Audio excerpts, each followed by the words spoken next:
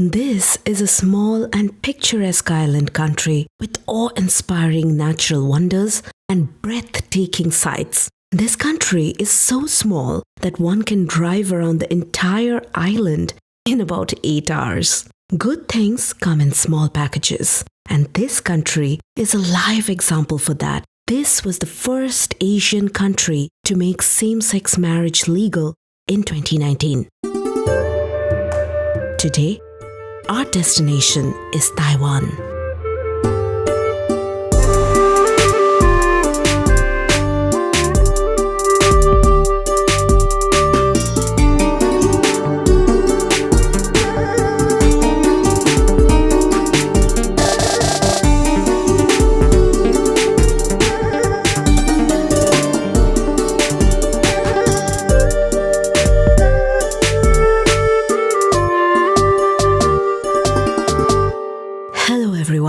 This is Shilpa, and welcome to the second episode of O Folks Season 2. Hope all of you are doing good and staying safe.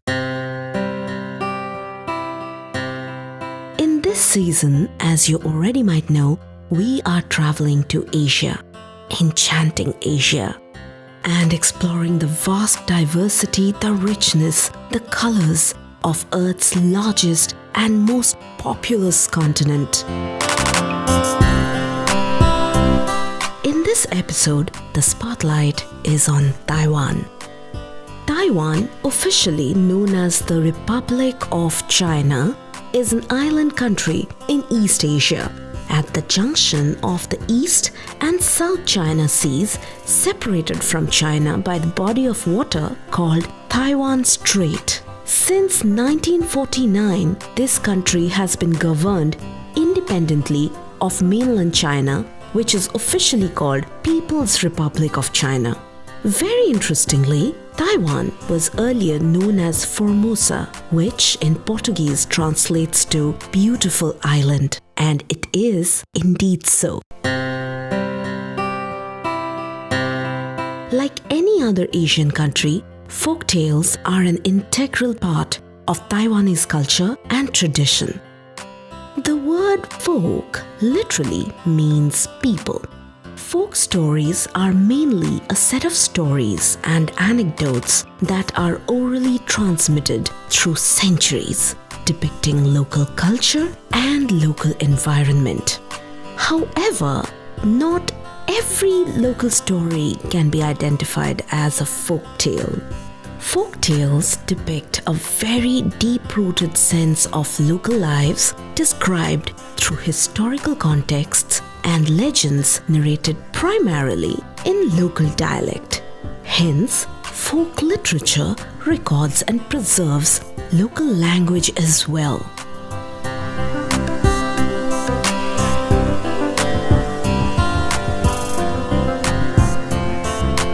There's not much resource found around Taiwanese folktales.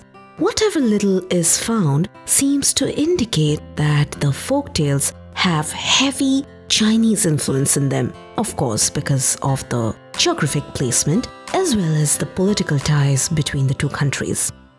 The story that I am going to share in this episode also has different versions in Chinese folktales. So let's jump straight into it without any more delay.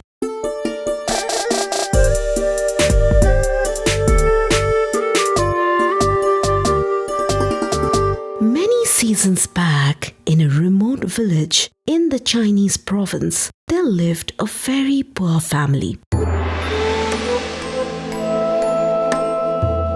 There was one boy in this family who lived with his parents and a little brother. He was very clever and intuitive. The poor family didn't have much. However, with the help of the fellow villagers and whatever little means they had, they used it all to educate the boy. The little boy was very quick in picking up his studies and grew up into a very educated young man. He became eligible for the provincial exams and passed them quite easily. Those were the times of royalty in China. So, after passing the exams, this boy became eligible for a very high positioned rank under the imperial rule. With passing time, he forgot about his village. The place and the people who helped him become who he is were left behind, neglected in creases of his mind and memory. Many years later, the village was hit by a terrible famine. It seemed like an evil year. There was no dearth of unfortunate events, mostly caused by nature.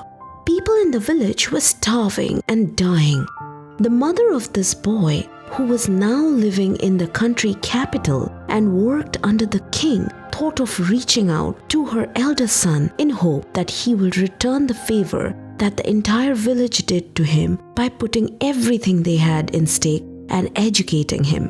In that hope, she decided to send her younger son to the city and talk to his elder brother.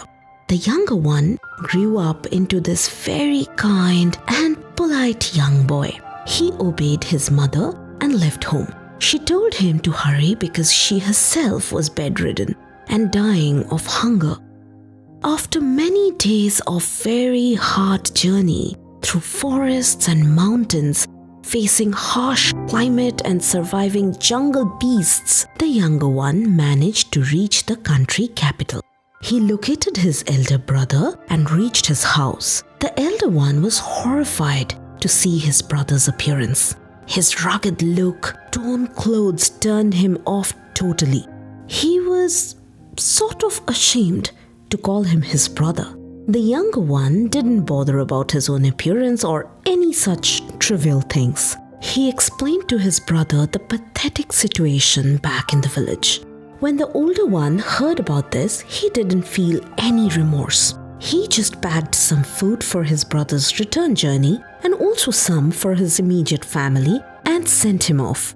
He falsely promised that he will send food for the village later. His brother was not happy, but he was also helpless. He had nothing else to do. He set off on his journey back home.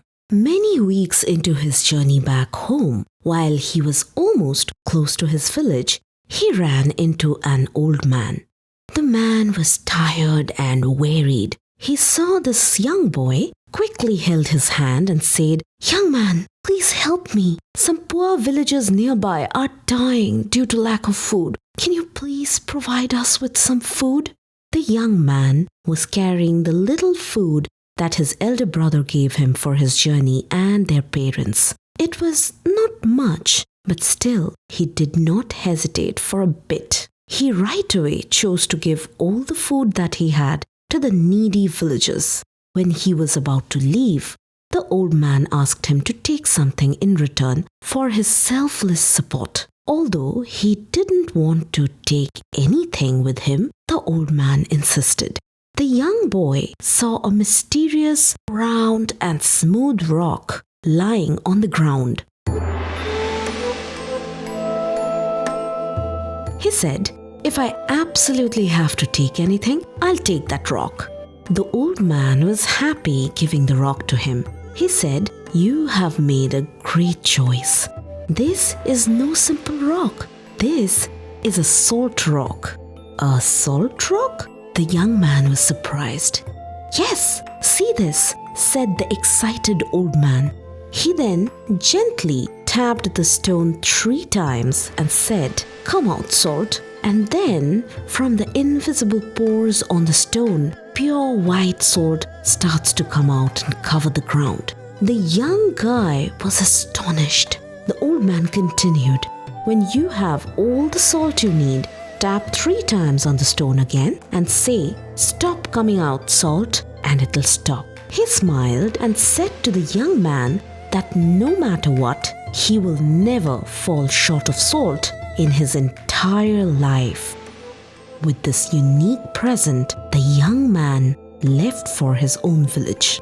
When he came home, he showed this miracle stone to his bedridden mother. Her eyes brightened up.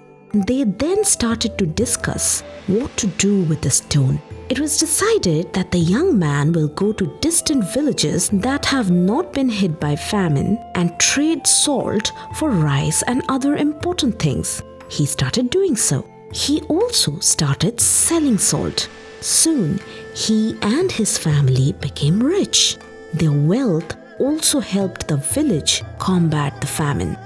In no time, everybody around came to know about the secret rock. The news reached the king as well. When he found out whom it belonged, he asked the high-ranking elder brother to get it for him. The elder brother, along with the entourage of his helpers and guard, visited the village. Forgetting everything that had happened earlier, the villagers and his own family welcomed him wholeheartedly. Without wasting much time, he right away asked his brother about the rock. His brother, without any hesitation, took him to his room and showed him the rock. He also showed him how to use the rock, but the elder one did not pay much attention. He was rather thinking of how he could steal the rock. When the young brother was not looking, he stole it. Now that his work was done, he left the village. Soon, the younger brother found out about the stone.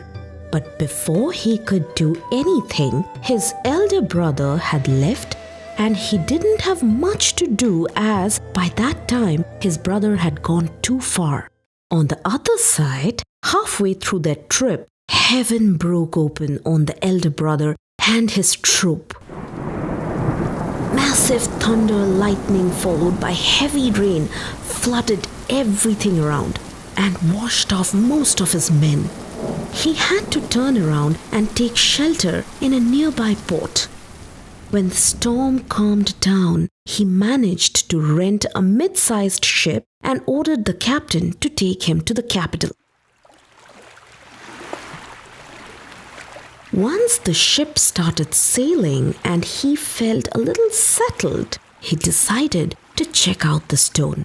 So he locked his cabin door, took out the salt rock and tapped it 3 times, saying, "Come out, salt." The stone did exactly what it was asked to do. Salt started flowing into the cabin floor. When it became about 3-foot mound, he seemed satisfied. Now he must stop this. Suddenly he realized that he didn't listen to the instructions on stopping the flow carefully, and now he was clueless. He hastily started to try all different things. He hit the stone 3 times and said, "Salt, stop." Nothing happened. By now, salt has gone up to 6 feet. Should he rub it or hit it? Is it 3 times or 2? He tried everything, but all in vain. Now he was knee-deep in salt. He started to panic. He was so nervous and scared that at one point he completely forgot to rub the stone at all. Now the salt crashed through the cabin door and started covering the brother's chest and even came out on the ship deck. The elder brother now lost the stone in the mound of salt. He was now randomly yelling, "Salt, stop now! In the name of the king, stop!" At one point, the ship could no longer take this weight and sank into the sea. And according to the beliefs, to this day, the salt stone continues to diffuse salt, which is why the ocean is salty and it will always be so.